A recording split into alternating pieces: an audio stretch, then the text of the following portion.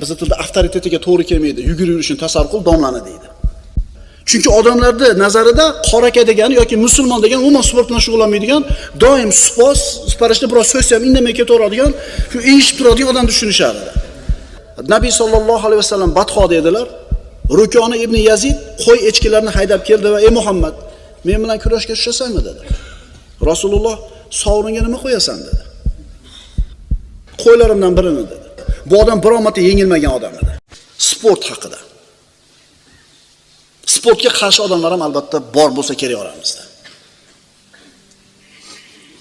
Hamma o'zini ham, farzandini ham sog', epchil, jismonan baquvvat, kasal bo'lmagan, quvvatli bo'lishini xohlaydi.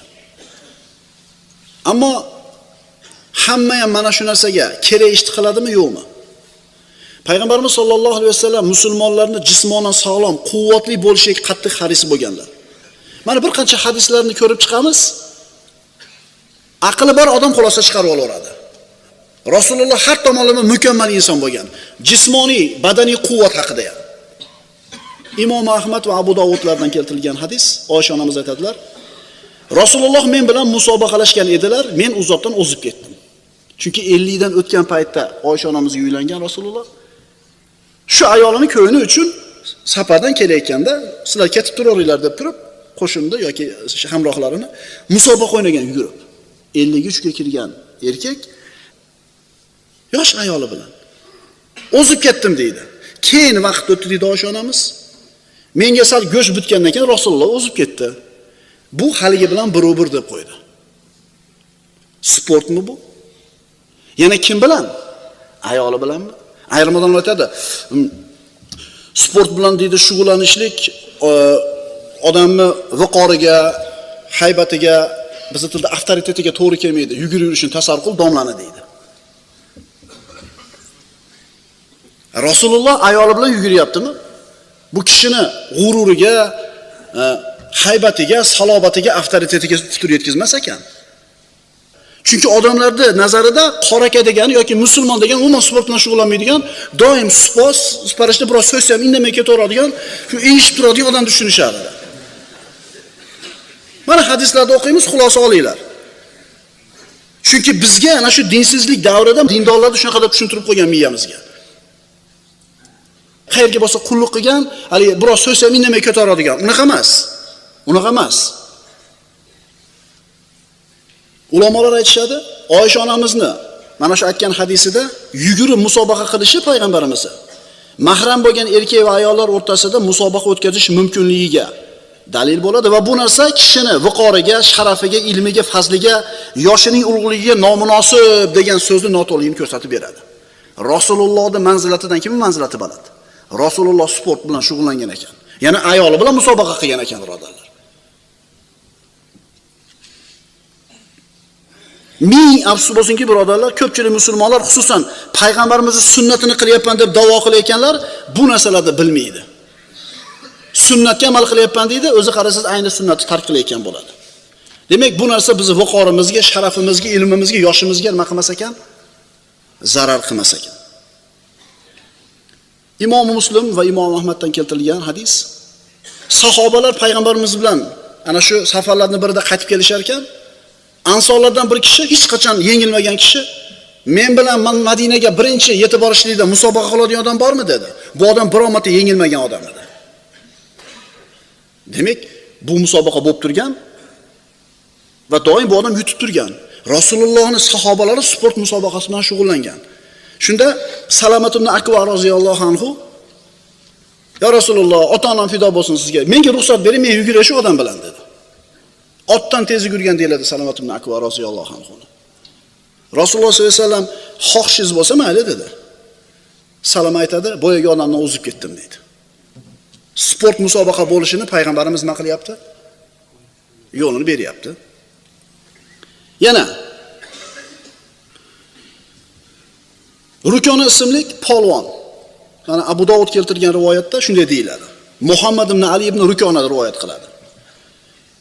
Rukona Rasululloh bilan kurash tushdi. Rasululloh uni yiqitdilar. Qarang, bu hali musulmon emas edi Rukona. Demak, musulmon bo'lmagan odam bilan sport musobaqasini qilish mumkin. Abu Davudda rivoyatda shunday deyiladi. Nabiy sallallohu alayhi vasallam badxo dedilar. Rukoni ibn Yazid qo'y echkilarni haydab keldi va ey Muhammad, men bilan kurashga tushasanmi dedi. Rasululloh sovringa nima qo'yasan dedi. Qo'ylarimdan birini dedi. Rasululloh kurashni yiqitib qo'ydi. Ya qo'ymi bilmayman kurashishdi. Ya degan ekan. Qarang, Rasululloh sport maydonida ham birda shart turyapti, tayyor. Doim tayyor. Chunki musulmon shunaqa bo'lishligi kerak. Bir marta itdan qocha olmay tolanganingizdan keyin yugurasiz sport bilan shug'ullanib, birodar. Agar kunda futbol o'ynab yurganingizda qochib ketardingiz itdan. Rasululloh sollallohu alayhi vasallam shunday turdi, ikkinchi marta ontarib qo'ydi. Uchinchi marta ontarib qo'ydi. Shunda Rukon aytdi, "Vallohi meni sen yiqitmayapsan" dedi. Chunki yengilmagan bo'ladi. Meni Alloh yiqityapti dedi. Dedi-da, musulmon bo'ldi shu yerda deyiladi Abu Davud rivoyatida. Rasululloh qo'ylarni qaytarib berdi. Sport bilan shug'ullangan ekan payg'ambarimiz sollallohu alayhi vasallam. Mana Uhud va boshqa g'azotlarga payg'ambarimiz sollallohu alayhi vasallam chiqib ketayotgan bo'lsa, yosh bolalar ham biz ham chiqamiz siz bilan desa, Rasululloh kurashtirib ko'rar edi. Jismonan baquvvat bo'lsa, musulmonlar safiga askar qilib olib ketar edi. Rasululloh sollallohu alayhi vasallam siz bilan bizni jismonan sog'lom bo'lishimizni xohlagan. Biz qachon chiqamiz sport bilan shug'ullangani? Yo kalta yeganimizda qattiq. Yosh bola urib qo'ydi deydi. Yo o'tirib turishga qiylanib qolganimizda, yurmasam bo'lmaydigan bo'lib ketibdi deydi. Semirib ketibman deydi. Semirib ketgani uchun yuguryapti. Bo'lmasa yugurmas edi bu. Nima deb yugurish kerak ekan o'zi? Innamal amalu binniyat, birodarlar. Jismonan sog'lom bo'lishligim payg'ambarimiz sollallohu alayhi vasallam ko'rsa xursand bo'ladigan ishni deb turib chiqsa, sport bilan shug'ullanish ibodat bo'ladi, birodarlar. Innamal amalu binniyat. Sport bilan shug'ullanishdan maqsad jismonan baquvvat bo'lsam, Alloh meni yaxshi ko'radi deb e'tiqod qilsangiz, shu sportingiz ibodat bo'ladi. Modomiki bu sport harom bo'lmasa edi. Shu siz shug'ullanayotgan turi.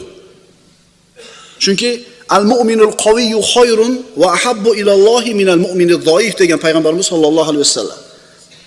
Abu Hurayra roziyallohu anhudan, Muslimdan bu hadis. Imom Muslimdan. Kuchli mo'min zaif mo'mindan ko'ra Allohga yaxshiroq va mahbubroq. Tushunarlimi? Men qiziqmayman sportga. Seni qiziqishing so'ralmayapti. Men bitta to'p orqasidan 10 tasi jinniga o'xshab, siz esli bo'lib o'tiraverasiz.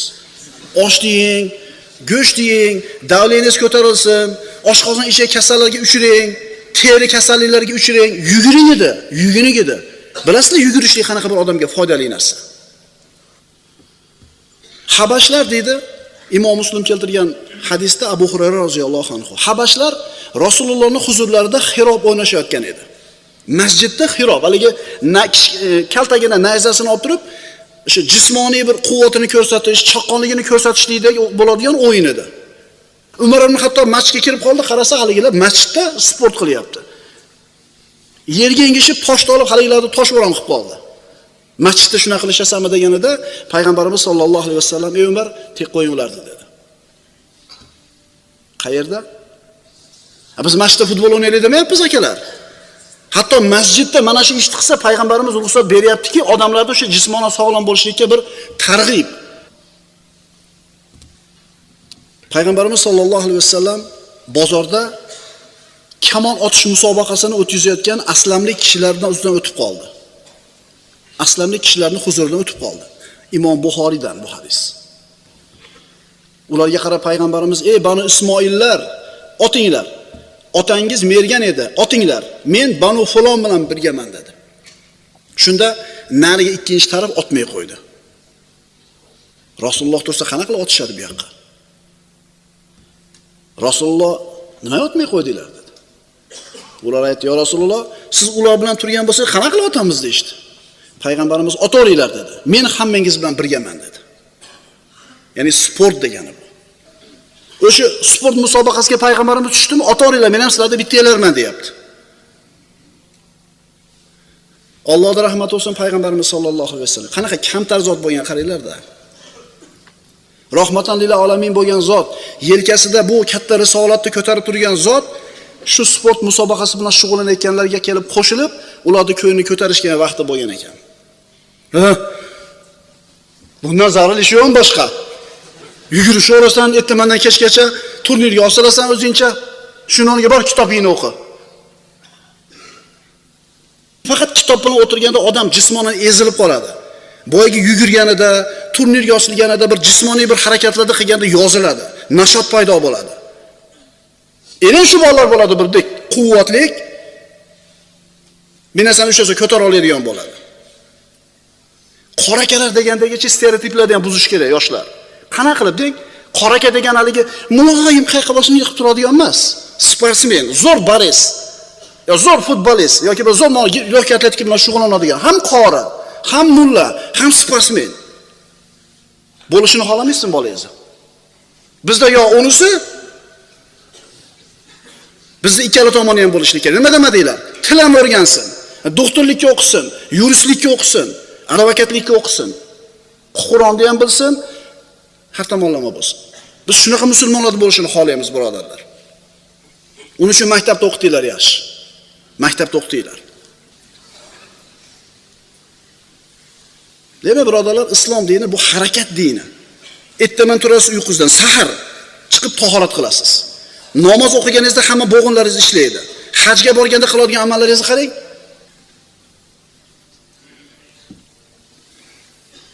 Jismoniy tarbiya, fizikultura akalar, yugurish, bularning hammasi siz bilan bizning jasadimizni, qalbimizni quvvatli bo'lishiga sabab bo'ladi. Endi kimdir o'zi sport bilan shug'ullanmagan bo'lsa, farzandlariga shu sharoitini qilib bersin. Bolam bor, haftada 2 marta o'sha seksiya bor ekanmi? Borib o'sha bir shug'ullangan bolam. Chunki payg'ambarimiz shu narsani yaxshi ko'rgan ekan, buyurgan ekan bizga. Odamlar ko'zimiz tushib qoladi, yuguradi.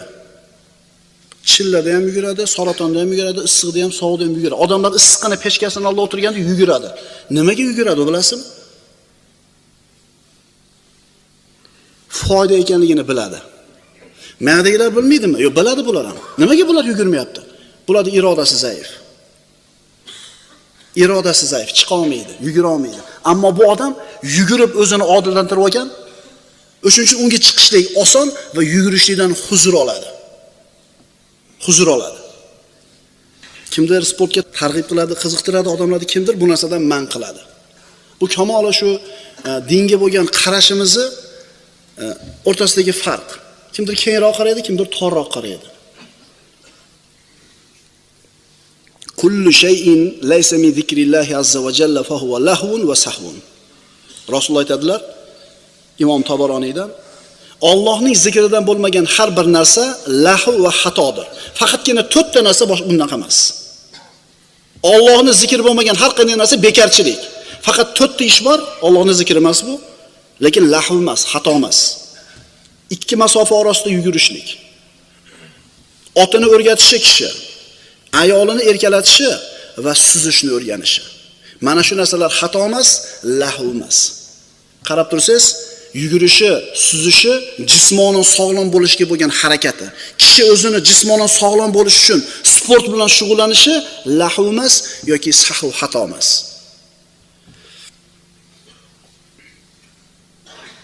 Bu darsimizda aytib o'tilgan asosiy nuqtalar: jismoniy tarbiyasiga otalar qattiq e'tibor berishi kerak. Ikkinchisi, uyi, kiyim, taom va sharobini ta'minlashligi kerak. Uchinchisi, yeyish, ichishda, uxlashda sunnatga amal qilishni o'rgatishligi kerak. To'rtinchisi, kasal bo'lsa imkon boricha tezroq davolashlikka harakat qilishlik kerak. Beshinchisi, jismoniy tarbiyaga targ'ib qilishlik kerak. Inshaalloh keyingi darsimizda tamaki chekish haqida suhbat qilamiz. Buni qo'shmadim chunki alohida bobni talab qiladi bu darsimiz. Chekishlik haqida keltirilgan ilmiy dalillarni bir qator aytib o'tamiz. Aqlli odam o'ziga kerakli xulosani, fatvoni chiqarib oladi. Keyingi darsga birodarlar sigaret chekadigan birodarlarni yetalab kelinglar. Aqulu qawli hada va astagfirulloh li va lakum. Assalomu alaykum va rahmatulloh.